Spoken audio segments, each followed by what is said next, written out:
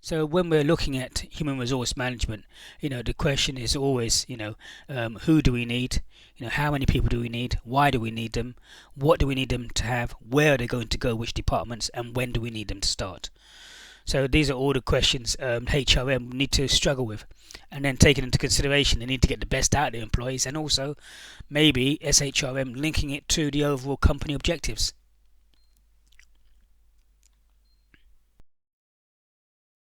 Before we start, let's just recap and understand that we are talking about hospitality and tourism industries, and there is a difference between hospitality and tourism.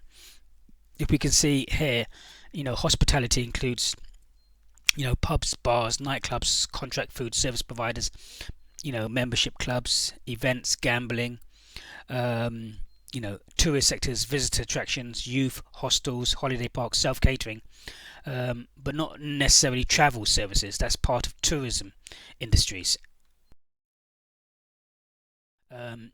Additional tourism parts of tourism industries include the retail travel agent, insurance companies, the ground transport, to and from the airport, at least two sets of airport handling agents, outbound and return, the airline on all legs of the journey, immigration and customer services, local ground transportation.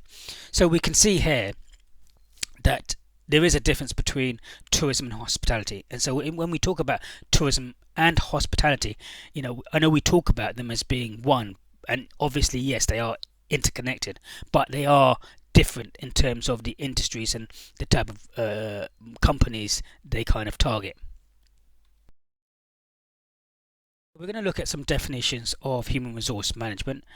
One, by Boxall Purcell 2003, all those activities associated with the management of employment relationship in the firm. Quite a wide definition. Definition by Watson 2010. Human resource management is the managerial utilization of the efforts, knowledge, capabilities, and committed behaviors which people contribute to.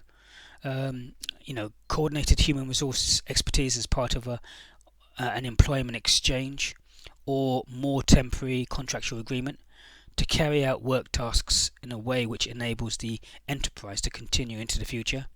So this is a more specific in terms of going into detail into what's actually required.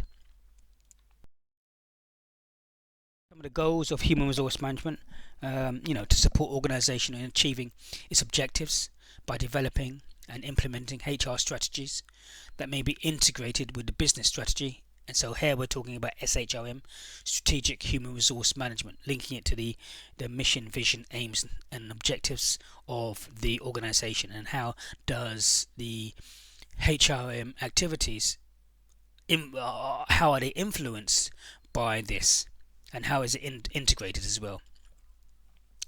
Contribute to the development of high performance culture.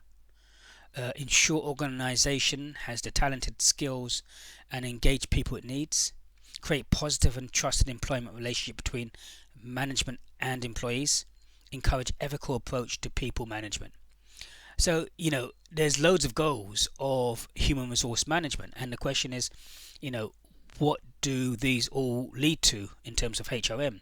Well, these lead to trying to either see employees as a hard fit or a soft fit in terms of a complete asset of the company, an asset to be utilized and to get more productivity. But either way, what we're trying to do with the human resource management influencing on the employees of the organization is to increase the productivity, increase their efficiency, to try and reduce costs, but also, if we're taking a soft approach, trying to look at the well-being and to get the best out of the employee, maybe to unleash their creativity, really to get the most out of the employee as the most valuable asset to the organization, and thus leading to increased profits and a competitive advantage over other companies. So that's what we're ultimately striving for.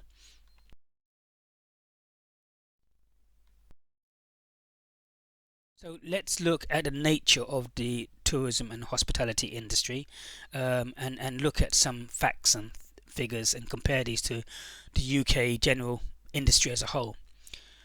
So we can see that the vast majority of young people are actually employed within the tourism and hospitality industry between the ages of 16 and 29, which represents 46%. If we compare this to the rest of the economy in the UK, that represents 24%. So we can see we have a higher number of young people in comparison to the rest of the economy in the UK with regards to younger people between the ages of 16 and 29.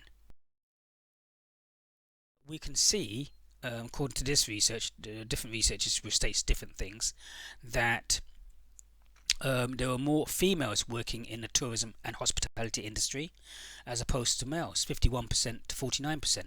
In comparison to other industries as a whole in the UK, we see that there are more males, 53%, as opposed to 47% of females.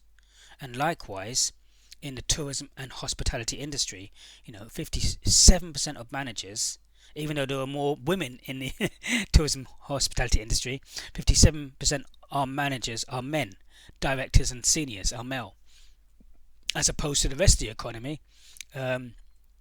you have more male managers, directors and seniors, with 66% as being male.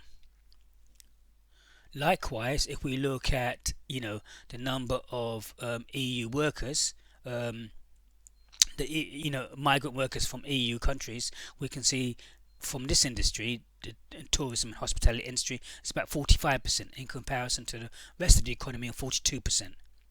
And if we look at the makeup of the people in terms of migrant workers working in the tourism and hospitality industry, approximately 24% work in this industry in comparison to 16% in the wider UK economy. From outside the UK, this is slightly different there. We've got from people working outside the UK, outside of the EU, it's 55% of those people working in the tourism and hospitality industry in the UK. But as opposed to the rest of the UK economy being 58%, of people working from outside the EU.